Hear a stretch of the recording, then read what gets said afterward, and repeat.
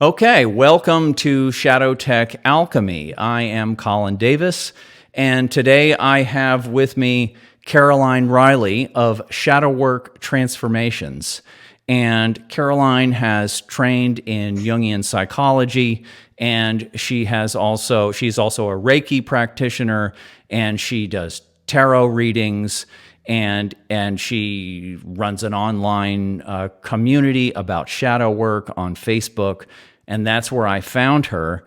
And since this is not a very big community of people who are, at least in our generation, in the Gen X or millennial generation, people who are really serious about understanding the shadow, the dark side of the psyche, as Jung described it, and really getting serious about doing shadow work. This is kind of a small community, a burgeoning community. And so I thought, well, this is a new interview program that I'm doing one, Melissa's doing one. And so I thought, well, I should bring Caroline on and talk about what she's doing, how she got here, and what her work consists of. And so here we are. Thank you, Caroline, for coming on with me. Thanks so much for inviting me. Look forward to this chat. Absolutely. So maybe, we did talk a little bit before we started recording, and if you could maybe just give us some relevant background as to how you found yourself not only on a spiritual path, but how you found yourself going in this direction, because many people that go just because you're on a psycho-spiritual or healing path doesn't mean that you're going to find yourself in the Jungian tradition and working on yourself in this specific way. So how did that come about? I've often thought about where it all kind of started, but I guess when I first started looking at alternative research was after 9/11.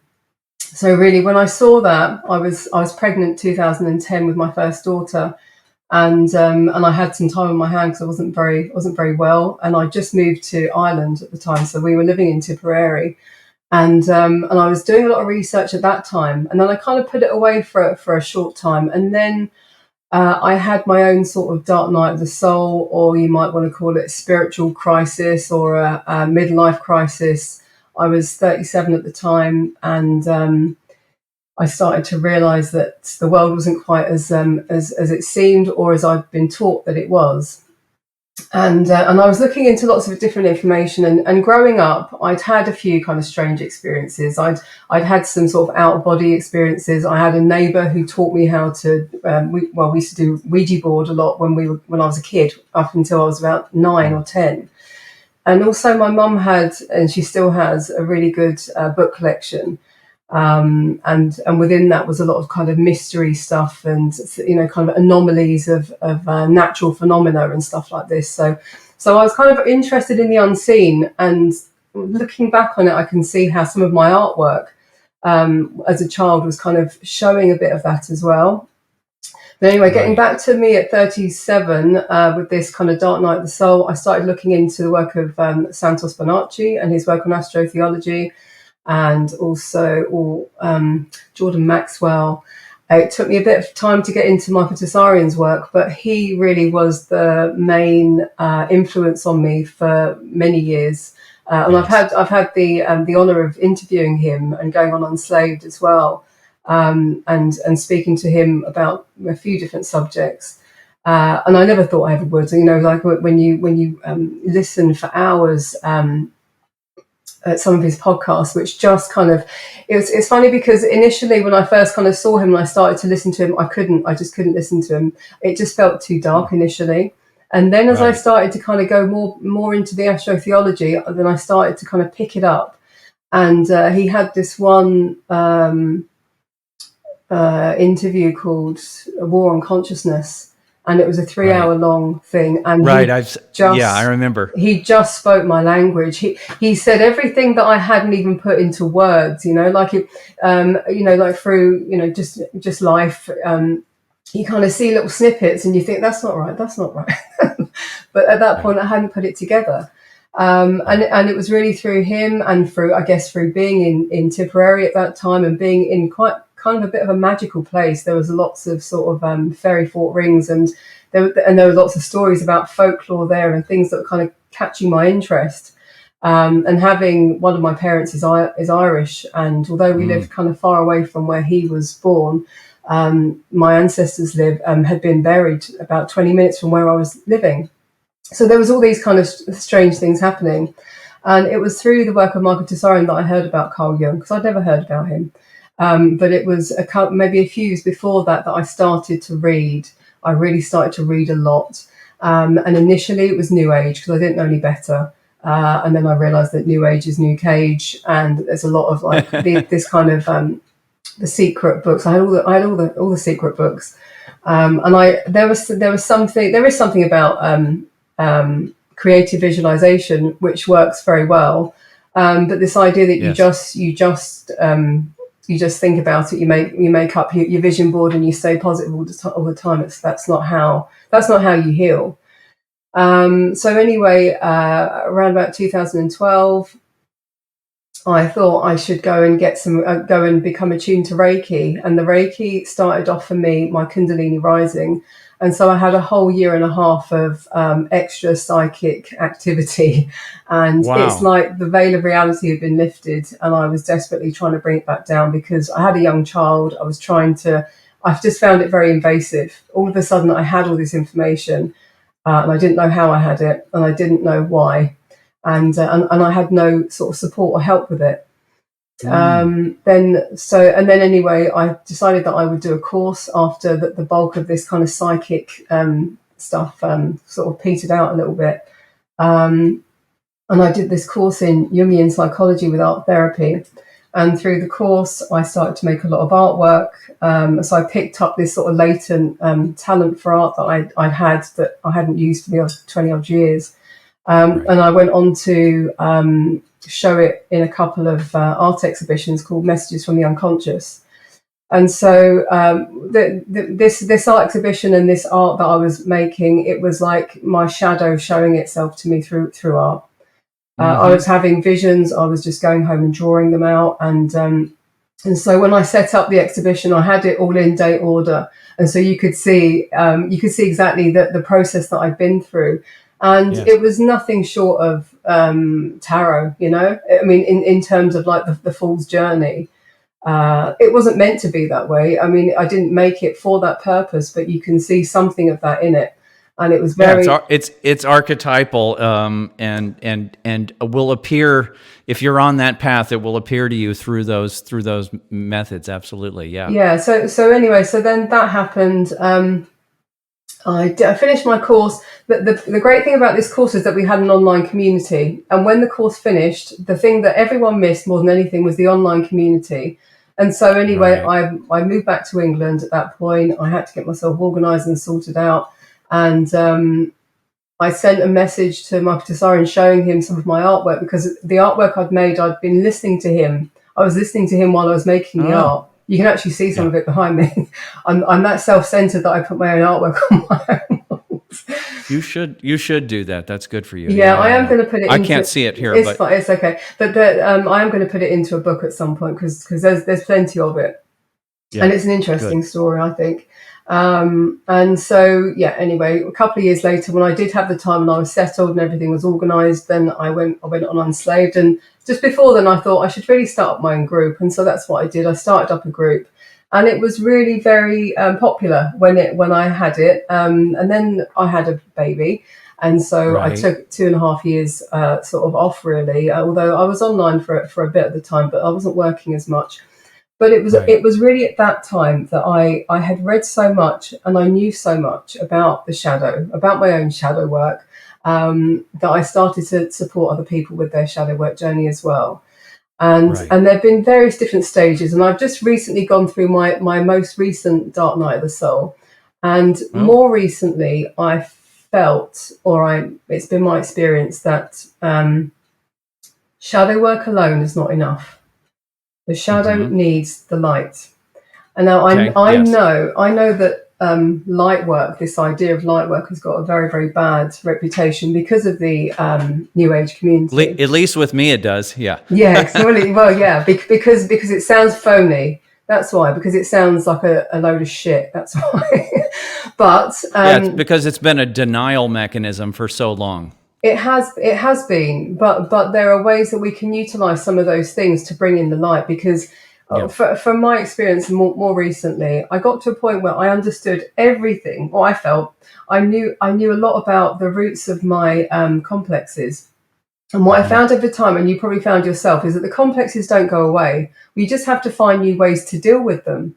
But They can lessen in energy intensity, but they, the basic pattern seems to continue on, and you rise above it, and you get less emotionally connected to the cycles. that is, I did find that, and then more recently, in a more recent dark night, it was almost like all the work I'd previously done was not, it didn't matter. It was like I kind of was faced with a new situation where the complexes came back up again for me, and these are things that I thought that I'd sorted out, 7 or 8 years ago. And that haven't bothered me all this time. And so I'm thinking to myself, does this happen to everyone? That also the way that I see that the kind of the cycle of life and the cycle of the way that we heal, or the way that our life goes, is that if you imagine like wheels on top of each other, when you're at the top of one wheel, you're just at the bottom of the next. It's like you just have to keep on going. Cycles. Excuse me, spirals. A Spirals, even spiral. possibly, yeah. Spirals is a good one, but I kind of think about like the Wheel of Fortune in tarot, and like you're up at the top. You feel like you've conquered all of your fears, and then the life will give you a new situation where you have to prove yourself again, prove yourself to Yeah. Do you yourself. know Edward Edinger's psychic life cycle? No, I don't. I've heard of. I Oh, know him, but I don't. Never heard of that. You tell me.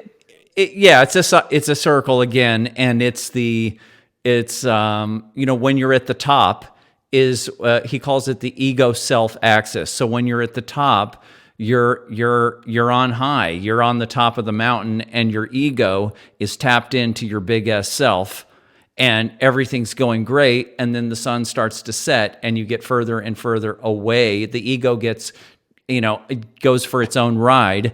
You get further and further away from the big S self, you end up having a crash. And then it's through that crash that you can see how you were deluded, and you gain wisdom, and you have a little dark night.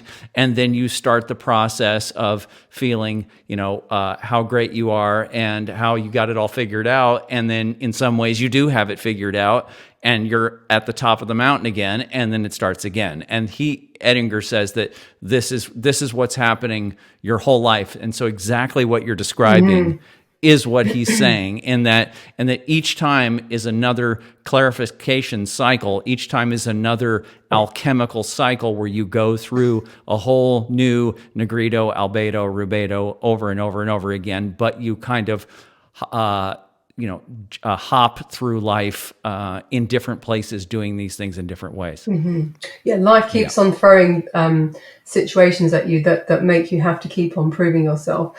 The other thing that I've really realised, and I had done before, but it was never so apparent as it was for me this time, is that I mean, everything actually, most things kind of seem like cliches now. Most sort of healing ideas, it's coming cliches.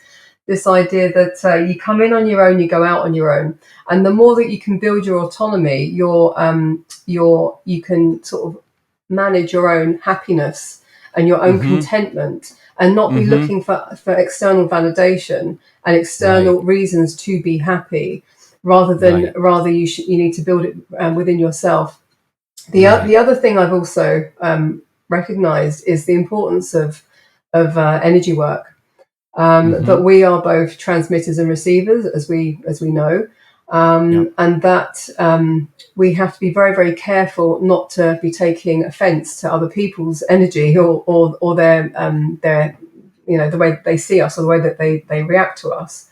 Instead, we need to transmit our energy and stop just sucking up everyone else's and behaving from that place. So it really is about sort of managing ourselves and mastering ourselves. This is nothing new. I've been talking about this for many years now.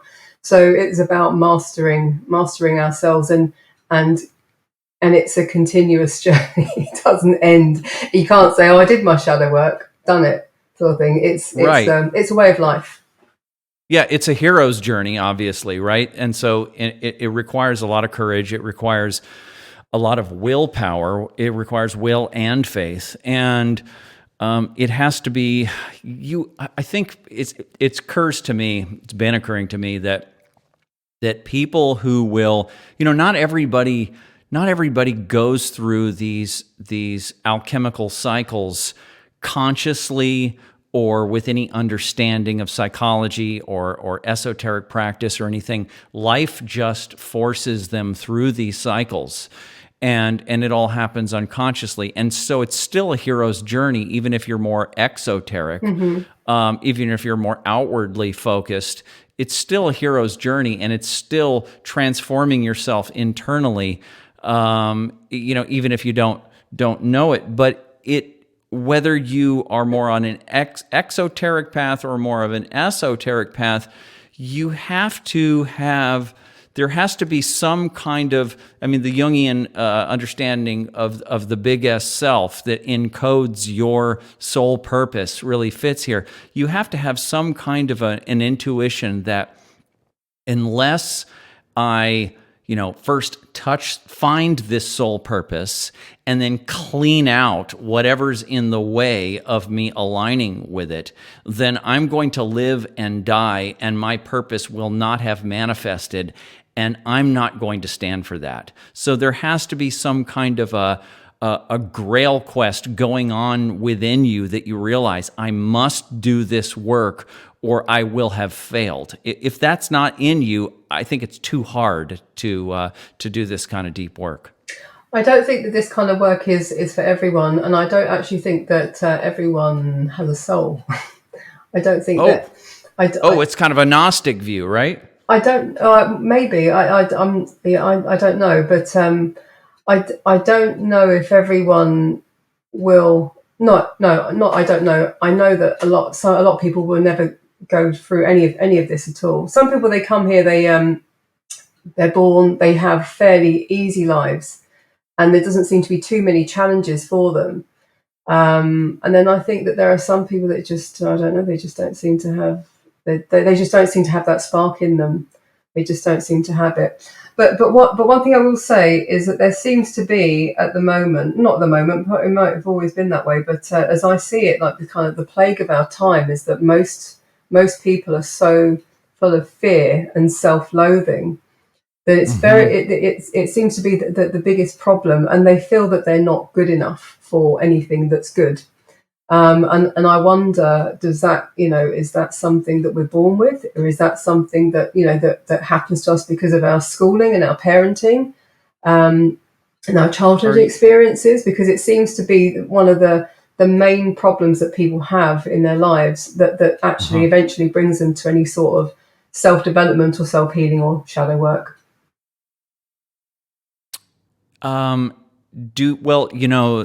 These kind of shadow contents are, of course, right, there's all these levels of it. There's your personal shadow stuff from your own growing up and stuff your parents handed off to you. And then there's the stuff that's in your, community or ethnic demographic. There's the stuff that's part of your national or cultural demographic. And so, different nations, different cultures are going to be, in different places in the world, they're going to have different common shadow material. And are you detecting that a lot of shame? Is that what you're finding in people? I think so. I think that a lot of people they do carry a lot of shame. I do a lot of Reiki at the moment, Reiki and tarot readings, and so I'm doing this sort of face to face with people as well.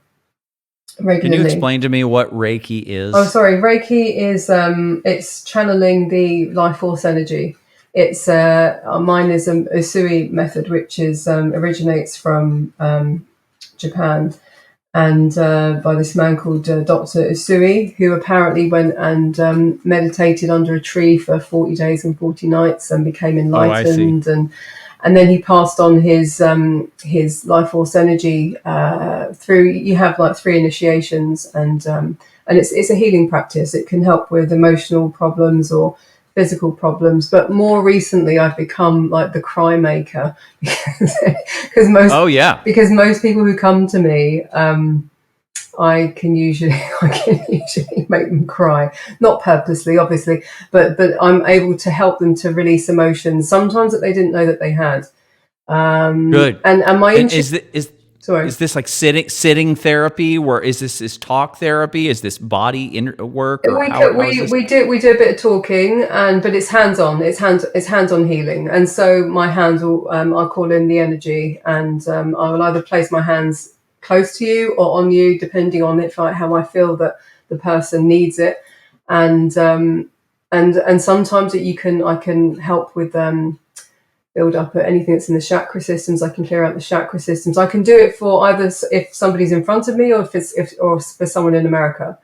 The time and space doesn't kind of separate us, right. And it can be really transformational for a lot of people because they can have visions, they can have insights. My own sort of, I'd say my intuition or my psychic ability or something is kind of happening, which is kind of progressing me to understand more and to be more sensitive to people. So I'm usually able to message them afterwards and say, look, I'm getting something for you or from you, and then we can talk about it. And it's been quite a powerful thing for me to help people with. It's an honor, it's an honor to be able to help people like that. And it's, for me, that would be light work. That would be something that I would consider light work because you're bringing in the light. And I have found over time with all the different methods that you have for the shadow work, it can be very, very dark, and you have to really mind yourself and balance, make sure that you don't go too far, too deep into it, and that you have got some support with it. Nice. Sorry, I don't remember what we were saying now. Well, no, that's fantastic. You're just telling me about light work, and shoot, we could go in so many directions there. One thing that does occur to me is when you talk about crying. Melissa and I took a practice that came from a guy named John Ruskin, who wrote a book called Emotional Clearing. And this was a practice where it's a shadow work practice where in meditation you try to revisit repressed feelings and then bring them up and allow them to sort of take over your body really and transmute through you. And one of the first emotions that comes up is, rage or anger is often very, very right on the top because it's very active. And then right below that will be a lot of grief and sobbing, crying. And the way we explained his process is the way we started doing it was in conflicts, in relational conflicts. And also just when you're in the world, whenever you're triggered by something in the world that's something that's resonating with a complex or with shadow material that you have, you basically or you have a fight with your partner, you wake up. It takes a certain amount of development before you can, especially let's talk about when you're in a conflict with a partner and there's all this relational psychic energy going. It's very hard to, even if you're aware, to pull yourself away from, let's say, an argument, and then to say, okay, we're doing our cycle again. We see what's going on. Let's go sit down. Let's go process this. It's very hard, but after a while, you get. If both people are in on this and both people know what's going on here, you say, okay, here we go. Let's go process. And you go sit down in separate rooms or whatever, and then you use that moment, that triggered moment where everything's on top, to allow the emotions that are part of your complex to flow through you. And you basically just sit there, and a lot of this is crying. And you sit there and cry, and then after you get a little more advanced, you can sit there on the couch with your partner. You don't have to go into another room, and you sit there and one or the other person or both just cries or experiences rage moving through their body, and you process the emotions in place. And if you get into doing this practice, I guess you could call it a shadow work practice, but it's also a light work practice. It's this just becomes a part of your life, and then the energy behind the complex, or just the energy, the repressed energy, basically does over time shrink, and you become less triggerable in the way that you were triggered there. And so it does work, and that's basically one of the, as far as what we teach with shadow work, as far as basically, I can just tell you, the main thing we do is we just explain to people, Jung's idea of the shadow. This is what it is. Here's the different, here's the basic Jungian understanding of it. And I also sort of tie it to the collective shadow, which a lot of people kind of put to the side, but explain the whole kind of topology of it. And then basically the very first thing is just, basic mindfulness, basically just watching your thoughts. And instead of like what most people do when something destructive, when something dark, comes up from the unconscious, some negative thought or emotion comes up, instead of saying, okay, instead of distracting away from it or pushing it down, you say, well, what is this? What's this coming up? Where did it come from? What does it remind me of? Is this part of an old cycle? Did I have this as a child? Did my mother or father have this? And just start tracking down that shadow material, and just have that as part of your daily life. You're just basically starting to catalog, well, what's coming up that is dark, and just, starting a journal, and just keeping, and just that basic mindfulness and shadow awareness is kind of step one. And then doing the emotional processing when you're triggered is step two. And then you can go into deeper stuff, like we've been using internal family systems therapy, and other Jungian understandings. We're really into Robert L. Moore and his whole understanding of the 4 archetypes, and how each of those has its own shadow manifestation, and of course dream work and all of this. But just those 2 basic things of becoming aware of what's floating up, of what's negative, what's destructive that's in your psyche, and tracking it down and cataloging that, and getting a basic inventory of what's dark that's coming out of you, and then processing the emotions as they come up. That's kind of the basic kind of practice that we teach most people. Yeah, well, it sounds very similar to what I also teach. One of the most interesting, not the most interesting, but one of the I look at inner child work as well, and especially I'm very interested in the formative effects of the family home, and the unconscious sort of dynamics of that place. The what's it called? Not the environment, like how a place feels, that kind of thing in the home, and what is unconsciously really happening within the home. And I often put up psychology-based quotes about what happens in the home, and how formative it is, especially the mother-son dynamic and the father-daughter dynamic. This I find really fascinating, because I've always been kind of fascinated about how it affected myself growing up, and my brother, so because these relationships I've been watching for a long time. So, I think you're right that is the premise of shadow work is to have that introspection, and to allow those difficult feelings to come up. One thing I will say as well is that a really good way to bring up your emotions, and most people don't want to do it, is really deep breath work. Because it can send you into a trance. But before you get to trance, it can send you into all kinds of emotions. And what I also found as this plague is that a lot of people have suppressed their emotions so much that they can't even feel anymore. Things have been so difficult for them, either through their childhood or through their adulthood, that they just suppress so much, and then they can't feel anything. But the thing is, when you open yourself up to feeling again, you feel more pain, you feel more joy, and you're more alive. Your libido comes back, and you can experience life from not that place of fear anymore. And that also kind of goes with this idea of building that autonomy as well, and building that backbone that you may not have been given, through your parents or something like this. Yeah, I'm really glad you brought that up, actually, about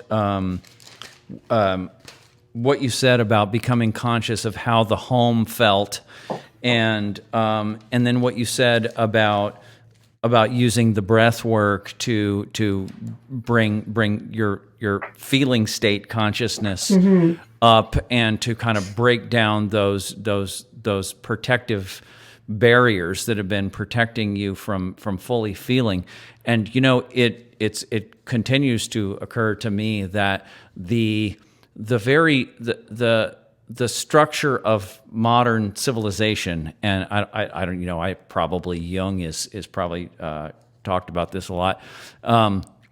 The structure, and especially these days where everything has become so atomized, families are atomized, everything is kind of atomized. We're so far away from not only the nuclear family, but the nuclear community and the extended family. The extended family and village and community, and that more simplified kind of life is like the total chemical environment in which you should grow up. And now we're so atomized and everything is so materialistic, and then and just the whole modern lifestyle, and of course, if you go back to the Industrial Revolution and being thrown into the workforce and dangerous labor and all this kind of stuff, it's like we have to, in order to protect ourselves, how could you come into this world with a completely open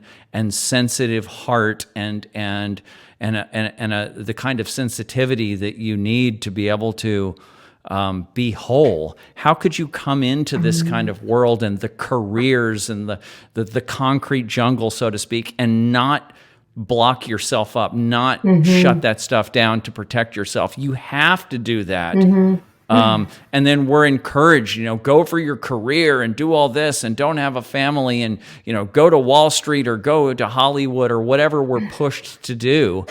And that just kind of encases the trauma and it's just the whole thing is, I understand that the last thing I'll say on this, I understand the sort of phase we've been in, maybe even for the last 2,000 years, of this expansionary phase of humanity, of expanding and conquest and technology and go to the moon and this whole very masculine expansionist kind of thing.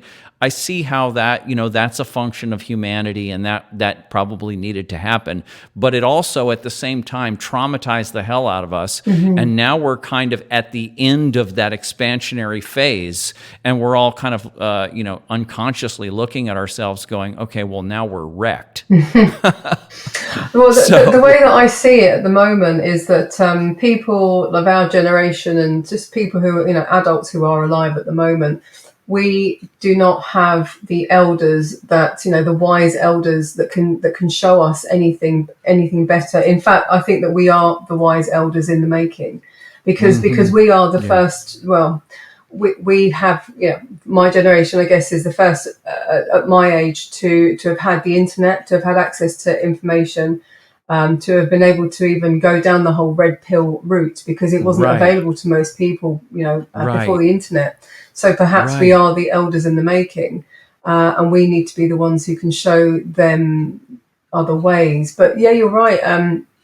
Children nowadays, babies are taught to be away from their mother. Like the cry out system. I read a quote. I actually put it online, and it did more than any other quote that I put on, and it basically said how the cry it out system is actually the foundation of narcissism, because it teaches the baby at a very, very young age that its wants and needs and desires are not going to be responded to by the mother. And so it builds up this defense, and then it has to start tricking itself that it doesn't have these feelings. So already it starts at such a young age. But yeah, I see that too. It's a very, very unnatural thing. Children going into, I guess, daycare very, very young, and mums having to go back to work. It's very difficult. The other thing about it is, though, we can put a lot of pressure on people, but it's very hard to make ends meet at the moment. And so a lot of parents, mothers and fathers have to work so that they can afford to live in their shitty little homes that they only sleep in at night. But that is the way that the system is. I mean, I wonder, is it all by design? But that's a completely different conversation and topic. But I feel that it probably is by design, because it seems that there's been a lot of things that don't really serve us in terms of our proper humanity, and really just cut us off from who we really are as individuals. I've worked with children for over 20 years now, and they give a lot of lip service to individuality, sort of promoting individuality of the child. There's no room for it in any kind of school or childcare facility or play centre. It doesn't exist, because when you have a few members of staff and you have lots and lots of children, you have to cater for the many. And so they're already put into those institutions, playing out as well. Like children, I learned so much from just playing out with my friends and being part of a group as a child, and learning where I fit within the hierarchy, and learning how to negotiate, and all these skills are taken from, they're not taken, but there are more risks to let your child go out and play now. There are more fucking weirdos and people who will come and steal your children than ever. And a lot of it isn't even publicized. You'd find that out just by looking yourself. So yeah, there's a lot of things wrong in the world, and but yeah, getting back to shadow work. Well, there was a lot in there. Sorry, sorry. But there's a lot in there, and trying to figure out, okay, how much of this degradation of society and humanity is a sort of conscious plan by psychopaths, which I think is in effect, and how much of it is just kind of the unconscious cycling of humanity or of societies through their own through their own life cycles, and that maybe all of these features that we're looking at, including psychopaths taking up positions of leadership, which it should become pretty a healthy person should be able to go, okay, this person's been lying a lot, let's not let them back into office again, but it's kind of like a Stockholm syndrome, like a battered wife kind of a syndrome, where we just keep on going with the same psychopaths. So it's kind of like, yes, there is a conscious top-down control aspect to it, but then there's also just the unconscious the follow through, that we all just allow it to happen, and maybe everything that we're looking at and going, God, none of this makes sense, or it's just so destructive, why is it happening? Maybe these are just the features of a civilization, of what it looks like when it kind of cycles down, when it goes through its life cycle. I heard a quote by someone, I don't know who it was, it might have been Jason Breshears, but it kind of stuck in my head, and that is that if the world wasn't so beautiful, you would know that you're in hell. and that has stuck in my head for some reason.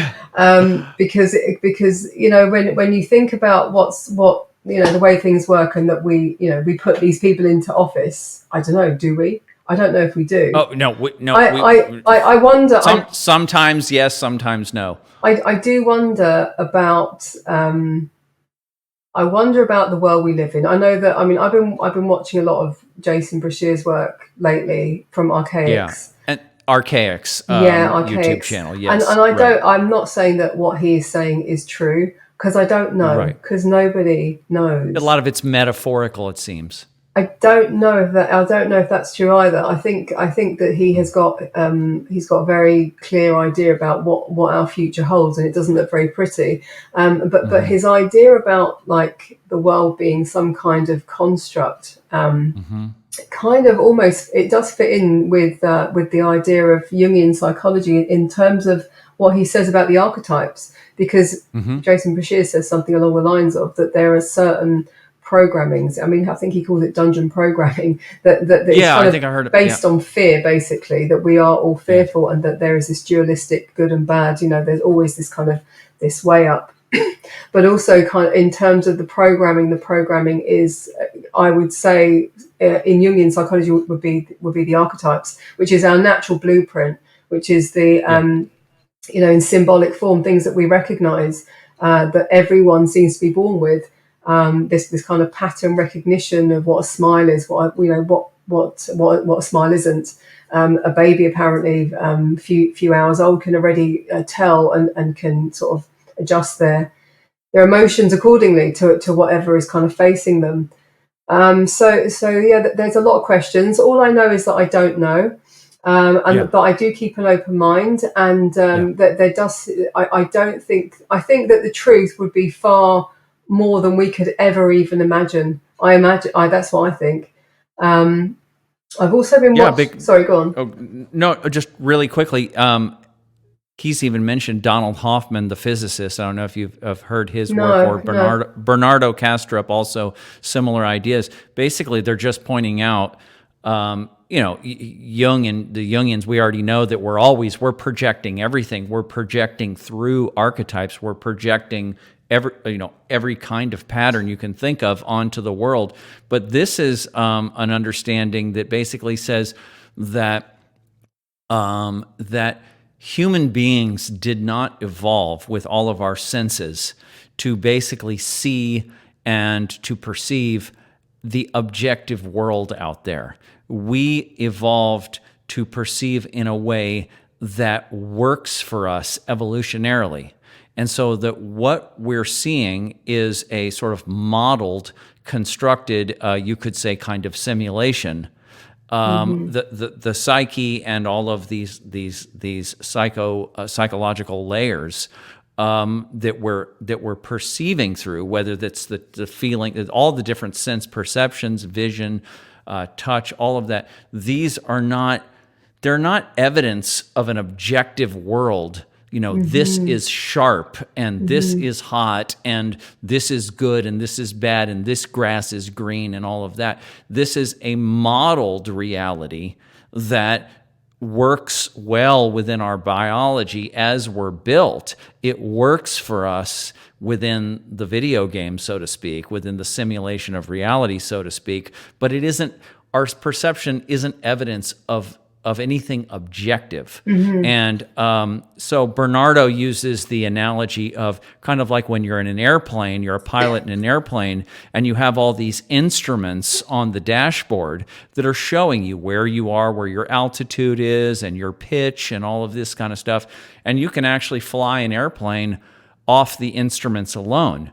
But the instruments are showing you a snapshot of reality that you can use to function, but the instruments are not showing you what the outside world is. And Hoffman uses the idea of desktop icons. You click on an icon or you see something on the desktop of your computer, that isn't what it really is down inside the silicon chip. Inside the silicon chip, it's an organization of electrons. And then above that, it's some kind of machine code of 010101. You can't use that. And so we've built these overlays that allow us to open up a Microsoft Word document or whatever. But at the base level, it's energy patterning. And so our entire reality is that. It is a modeled reality, just at the most biological level. It isn't the objective world. And so that's kind of just physical, biological recognition of this phenomenon that somebody like Jason is talking about, or it's in the movie The Matrix, or that we understand from Jungian psychology or whatever, of how we're all projecting and everything.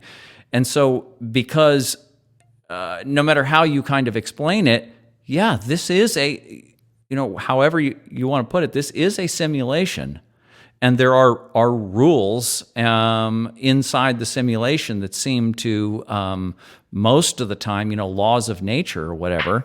But or natural law as well. Natural law, but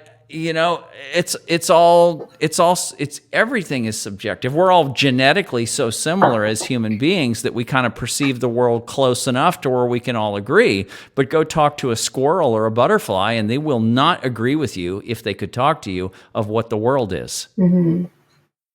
So, I guess that there is also this idea of, like, when you look through a microscope, and you keep looking and looking until you get to, like, the atoms. There's nothing is actually solid.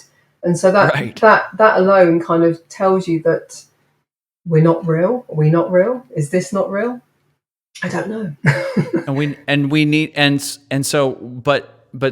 Let's say I went with Jason's hypothesis, or I went with this other person's hypothesis, this flat Earth person's hypothesis, or whatever. All of those hypotheses are structures inside of a fake world. So they're fake hypotheses inside of my fake reality. So we can't get too sure of ourselves and start thinking, I got this thing figured out, because no one has it figured out, and no one ever will have it figured out. I think that just to have an open mind is enough, and I think all any of us can go by is our own personal experience. I think that's as much as we can do. The other thing is, in spiritual communities, they would say that that we chose to be here. I don't know if that's true either. That we chose to be here. We chose our parents. We chose the problems that we were going to have, and that we're here to, this is a school or something similar to a school, that we're here to learn, and that we're here to evolve, and that we're going to somehow evolve spiritually. Our soul is going to evolve spiritually once we kind of get over various different lessons. And I guess, like, for anyone, they just need to see how that resonates with you personally. It may or may not. For me, I do feel that there is something in that. Not that perhaps that I chose. I'm not sure if I chose or not, but I do feel that with every time that I'm doing my work, and I seem to kind of have overcome something, or that I can now do things differently, or my reaction is different, or that my trigger is I react differently to triggers or whatever. That there is something in me that is changed and made good. And sometimes that doesn't happen just in the moment. Sometimes it does, sometimes it doesn't. Sometimes it happens in a dream, in the dream world, because I'm finding that the dream state for me lately seems to be very obscure. It's very different. Like there's something I can sense, which is like the traditional dream, which is like the unconscious telling me something I don't consciously know. And then there's another part of the dream, or another dream type, where I am working. And then there seems to be another kind of dream where I can move around. I can move in this, and I can make things different. And so I'm just kind of becoming aware of the different dream states. I've got 3 books that are waiting to be read about astral travel as well. Oh. Okay, so then going back to this the malleable nature of reality. Oh yeah, sorry. Then you start. Then you start going into the parapsychological, and you start going into astral projection and out of body experiences and all this kind of stuff. Then we're off. We're out of here, and it's like everything that you might even think, okay, well, I really have it down in terms of Jungian psychology or this or that model. There's something else that shows you that, well, no, you don't really understand that at all. That's its own little box. But Caroline, before we go back to shadow work, which can we just make this? We're talking, and I'm really glad that we're talking, because we're really on the same page with the fact that we're coming from this, the terms to use, but the red pill awakening, the red pill movement, truth movement, what you were saying earlier about people, our generation, we had the internet. Now we're able to see, look under all of these little rocks and see all the dark stuff that's been going on and how that's, totally changing our way of seeing the society, at least. I'm kind of, I'm looking around and I'm going, okay, once you, there's one level of studying shadow work and saying, okay, this is very practical. I need to do this on myself because I'm having a hard time and there's a lot of junk that I haven't processed.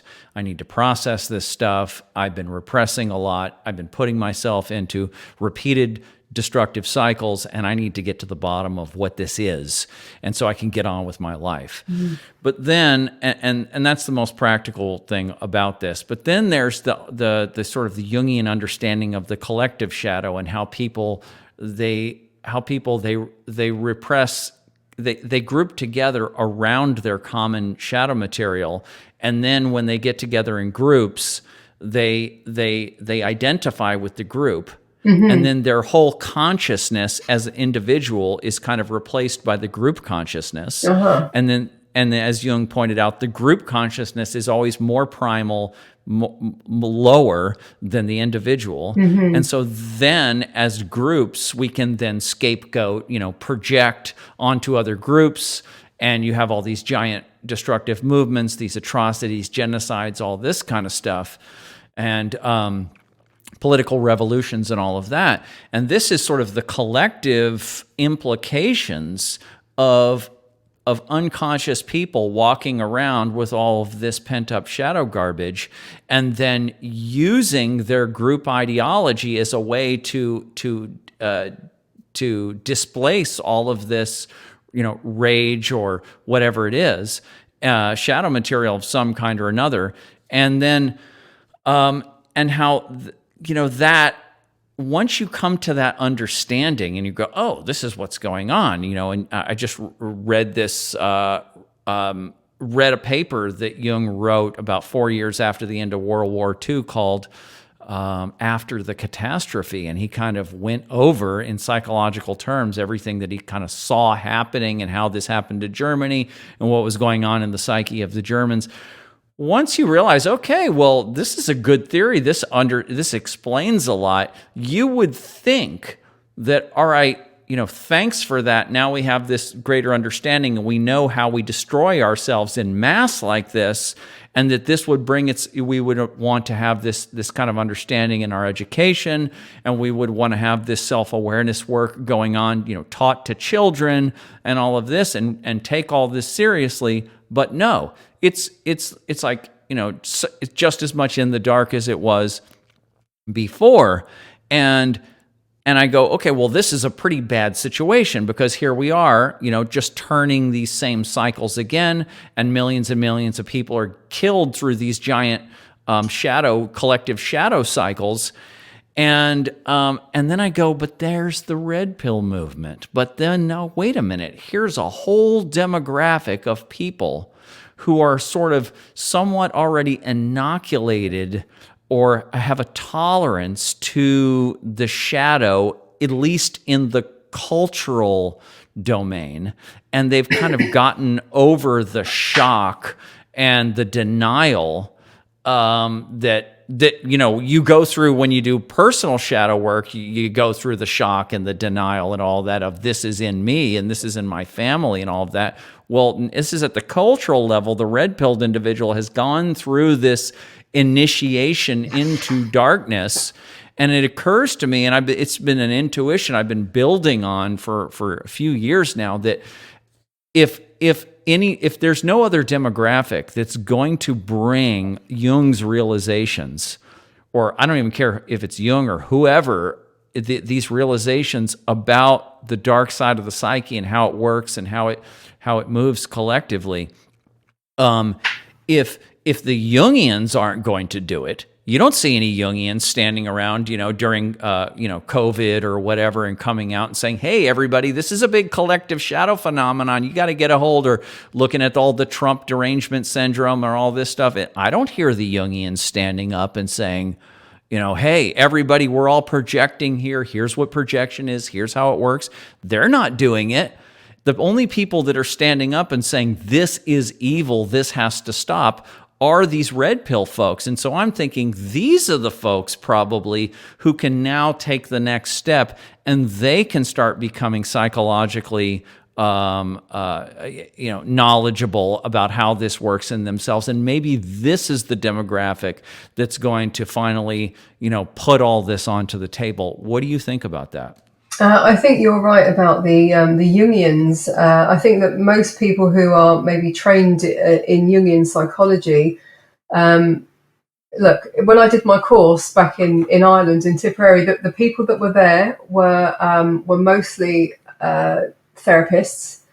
We had a doctor, we had a priest, and we had a shaman, and we had teachers.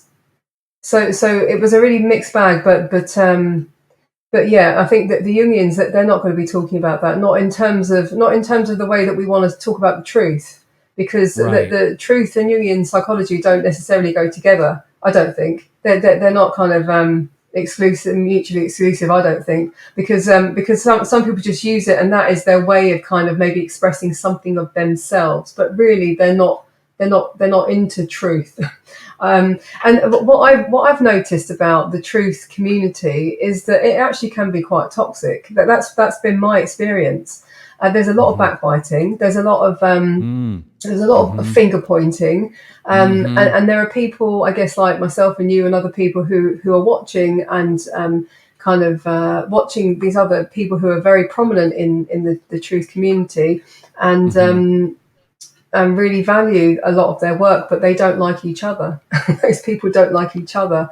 And so in some way, it's been, for me, I've kind of felt I wish that they were kind of friendly, or that they could do some sort of collaboration, because that would really strengthen the cause, really. But to be honest, I don't think there really is a cause. I think that there are some people who have got that spark of truth in them, and they will look for people who are saying the same things as them, and they will get it or not. There are some people that use it as a badge to decorate their ego, I think. Yeah. In the same way that people are doing it with the New Age community as well, like the kind of the secret and the manifestation and the crystals in your vagina and all the rest of it.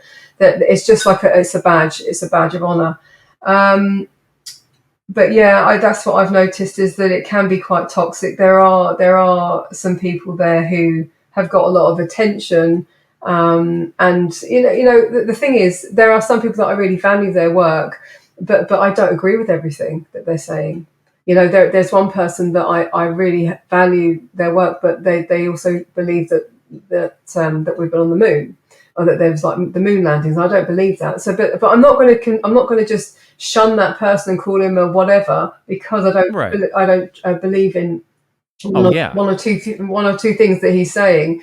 And I've seen that, and it was Michael Tessarian who said many years ago in one of his podcasts, take the truth that you find. You don't have to believe everything that someone says, and that to me is a far more mature way of looking at it.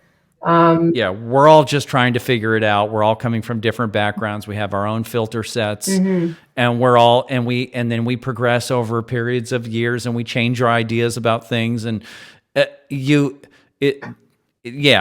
does that person have some kind of information, or are they operating in some way that I feel is a positive influence, and can I get something from this, from what they're sharing? And if I can, then that's great. And if there's something that is, you think is toxic or is unhealthy or whatever, well then, that's something that they hopefully are working out. But these people who are fighting amongst themselves in the truth movement, a lot of these are this is alpha male competition, dominance hierarchy type stuff, right? It can. I wonder if there's also a few people in there, like infiltrators to rile people. It just seems like there's some people there specifically to make some trouble. The other thing I'll say is that another useful tip from Michael Tessarian as well, because you can see I've looked at his work a lot, is that we're not here to wake other people up. We're not here to wake other people up. And I struggled with that idea initially. I was thinking, maybe we should be. But then I thought, there are some people who will get it and some people who just won't. And I think, again, that has to be a spark. And I think it also comes from, there are some people born who are just naturally, they are outsiders.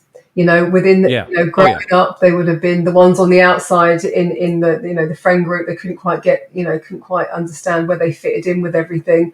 And now artists and shaman, I feel like that the outsiders are the ones who are kind of picking it up now. And I think all we can do, or this is my philosophy, is that all I can do is to shine my light.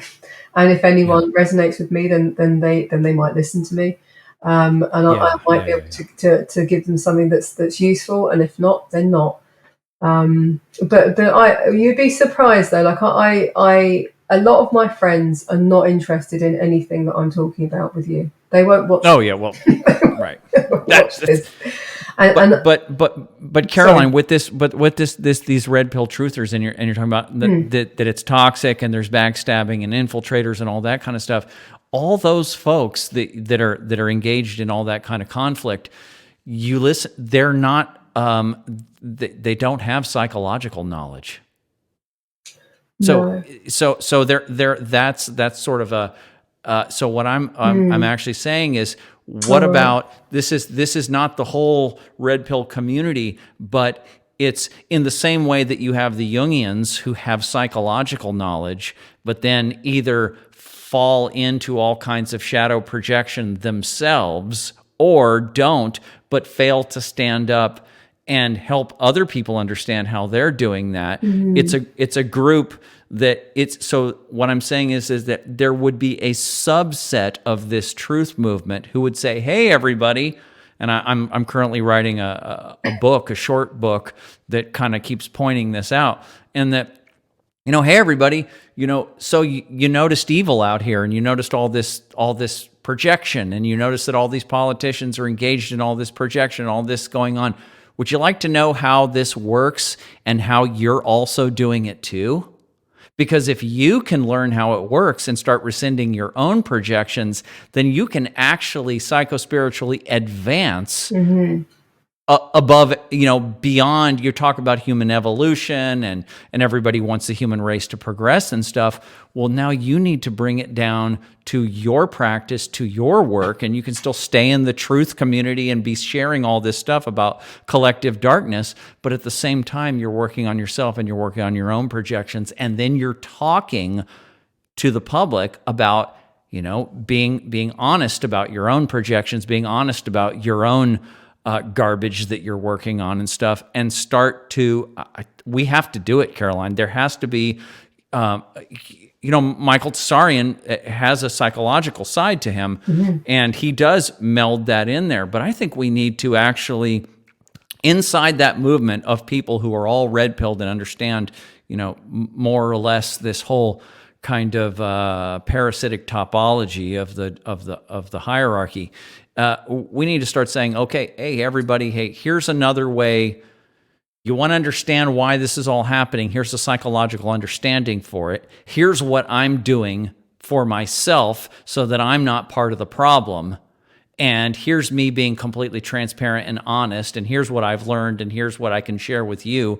And start just introducing all this psychological gnosis to these folks in this community, because it won't be any other community that can really, that has to be the community that starts to go in this direction. You see what I'm saying? I see what you're saying, but what I'm thinking is, and I could be wrong, is that when what you're selling them, what you're showing them is you're saying to them, come this way, look at your shadow, and then you'll realize what you're doing wrong.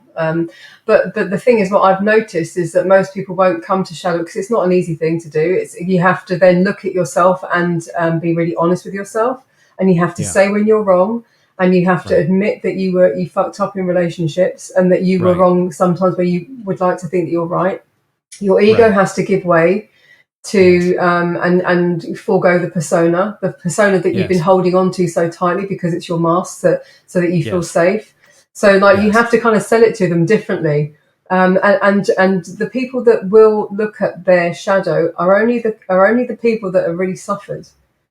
Yes. Yeah. You No, have to suffer. You have to be on your arse before you're ready to start right. thinking, actually, it could be me.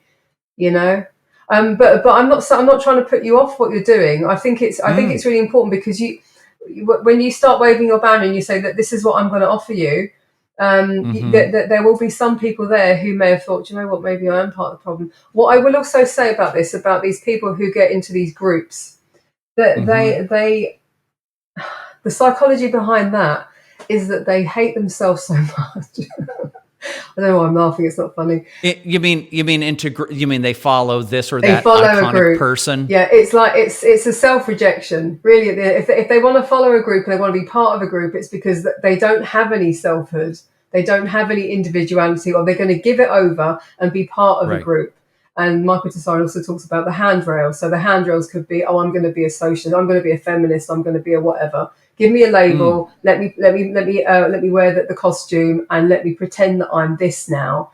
And it's almost like going back to being a child again. And you put something on, pay mummy and daddy. I'm going to do this. So there's a loss of selfhood with that. There's a loss of individuality and autonomy. Yes. And also they think that they're being individuals, but it's like saying, okay, I'm going to get myself a tattoo, a sleeve, and that's going to make me really individual. But every other person's got a bloody sleeve. I know. It's just that's a good example right there. Okay, well then, how about this then? What is Jordan Peterson doing? Regardless of whether he's right about this or that or wrong. I mean, look at his big message is, get yourself together, start analyzing yourself, start taking yourself seriously and working on yourself.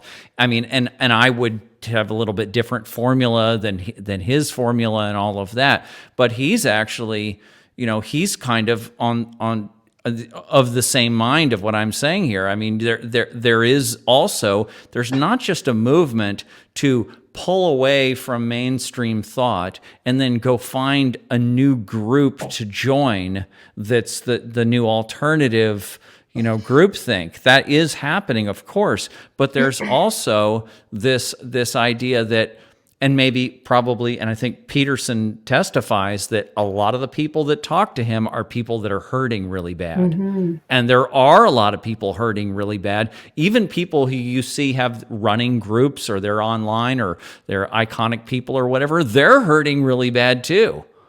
So although it is true that no one will do this work until they're hurting really bad, maybe a huge portion of the people, especially even including this red pill group I'm talking about, are hurting really bad. Yeah.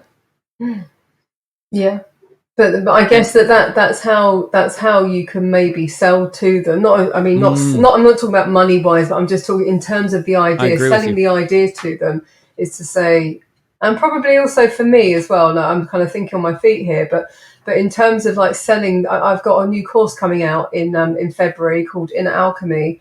Yes, let's talk about that. Let's shift over back to shadow work into what you're doing. Thank you. Yes. So I have this course coming up, and I think really that's the pitch that I need to also do as well, is that if you want to feel better, because I mean, ultimately, as I said, we do end up in cycles. It's not going to feel better forever. I'm not going to say that you're going to feel better forever, because no one can feel that. Happiness is something that's kind of fleeting, and it's in moments. But the course that I put together is really a culmination of the work that I've been putting out for many years now, and there are various different. I'm just going to change screen. I don't know. I hope there's not a problem for you. But I'm going to just do whatever you like.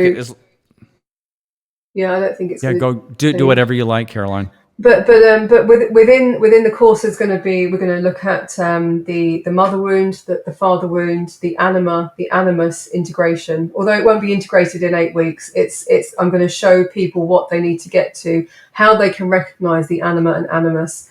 There's also a section for reclaiming the masculine and feminine, which is also a big part of the work that I do.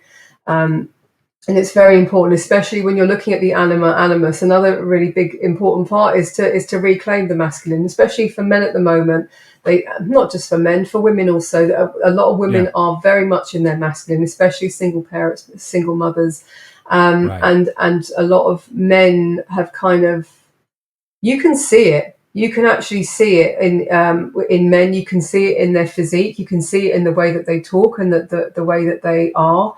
That there is a real sort of decline in masculinity, and I think it's a really big problem, mainly for them as they are, as individuals. It's a problem for them as individuals, but collectively, it's a huge problem as well, because the men historically, traditionally, archetypally, are the protectors and providers, the fighters for their families and for their communities and for their children and for their loved ones. So we do, women, not women, but just society needs strong men, and women need to tap back into their power as well, and their feminine intuition. So there is a lot of work to do, and the program is going to be on for 8 weeks, and I'm going to be kind of talking through everything that people need to do. There's also something about spiritual development. I'm also going to be offering to do Reiki for people on a one-to-one basis as well, to help move energy, their chakras, and any sort of emotional blockages that they might have. And there's also going to be a section on self-love and letting go, and forgiveness as well. Sometimes forgiveness really is a huge healer. So that there really is there's a lot in that course. I keep calling it a course, but I'm trying to call it a program. Program, course, workshop. So it's an 8-week workshop. It's going to be on for 8 weeks. There's going to be there'll be meditations. There'll be access to an online group, and there'll be paperwork, and I'll be doing lives as well. And we're going to do some active imagination. We'll be doing some expressive artwork, and we will be doing journaling and sharing and supporting each other through that 8 week. And then afterwards in September, we'll be getting back together again, just to see how we've done with the integration. Now let me ask you, if I took this course, would I be able to walk away from this course with basically a set of protocols that I could use to continue to do this work on myself into the future? Yeah. Okay.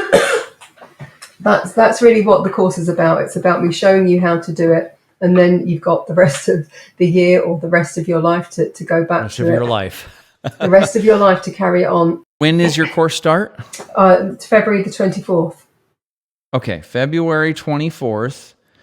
And I think the URL is too long for me to just say here, right? So what? Yeah, just I mean, look, you can find me on Shadow Work Transformations on Facebook, or look for me, Caroline Reilly. You can can put a link there actually. Yeah, I will. I'll put those links in there. And how much time do you have before you have to go? Yeah, another 10 minutes or so if you've got any more. Yeah, no, that's perfect. I was thinking between an hour and 90 minutes. Do you want to go get some water? Yeah, I've got water here actually with my Jungian. Thank you. You might be getting the message that you have to check in with your little girl. That's it. Yeah. So, okay, well then let's wrap up. This was fantastic, and I look forward to talking to you again. And you're on my team. I know that, and Melissa too. We were, I think originally Melissa talked to you, but we're kind of now doing our own programs. I'm producing her program, and hers is about. It's called Living Gold, and you can get to it through shadowtechalchemy.com. But it's about it's all these great outsider artist, self-healer types. We call them life artists, and finding folks like that have heroic stories of their own, sort of unsung heroes, and then having them come on and talk about their own process and how they're using their own life as an alchemical vessel and doing, this work on themselves. And then my side of the program is about talking to people like you who are teachers, people who are scholars and teachers, and people who are really focusing sort of on the scholarly side of the thing and understanding. It's a lot of it is about the shadow, and it turns out that I think you can't even really there's so much there's some still living incredible Jungians that are out there that I want to interview, and they won't know anything about the truth movement or anything like that. Doesn't mean I can't learn a whole lot from these people, but I do think that going forward, I think you kind of have to be in my current book. I use integral theory to show that there's sort of four quadrants four directions you can go in to identify shadow material. You have the mind, you have the body, you have the culture, and you have the civilization itself. And each of those has to be analyzed for where there's disease, where there's shadow material. And the red pill folks deal with the culture and the structure of civilization, and they don't deal so much with the body, with disease, and how psychosomatic illness, chronic illness, and all this is related to our own repressed stuff. And they don't deal with psychology, or they don't deal with Jungian understanding or anything. So I kind of think you have to do this in a holistic way going forward. So that's kind of it sounds like a very interesting book that you have there. Yeah, I could actually use some feedback before I put it out, because I tend to be very kind of mechanical, kind of archetypally masculine about, boxing things into theories and stuff. Okay. And I last thing I should mention, do you know the book by Robert Augustus Masters called Bringing Your Shadow Out of the Light? No. That is my favorite shadow work book so far, because he's very organized in how he approaches each common type of shadow material. Okay. But then the way he talks about it and the way he puts it into words, it's very down to earth and very just practical, down to earth, and just easy to understand. And so that's, I aspire to be at his level with explaining this, to really have a huge understanding of the whole territory of this, and then be able to organize his thoughts and then write it down in a way that's not technical. Yeah. That's the goal. There's someone that I know who came to mind today. Somebody who sometimes posts online and very often writes stuff on my page or my groups. And he has a way of reading Jung and then translating it into very, very easy to understand ways that I can't do. It's kind of what I try to do. Yeah. And I try to kind of minimize the words, because people at the moment don't seem to have much capacity for taking information, as we're very busy as well. So, but this guy is great, and I have asked to interview him. I've asked to interview. What's his name? Do you remember? James Peay. He would be one to ask. He doesn't really. He's not kind of put himself out there. I guess he doesn't have a website or any sort of business, but his understanding is brilliant. And his translation is brilliant, because we do need to translate it. If you've ever read Jung, it's very word heavy. It's very takes a lot of patience, a lot of time to really kind of grasp some of his subjects.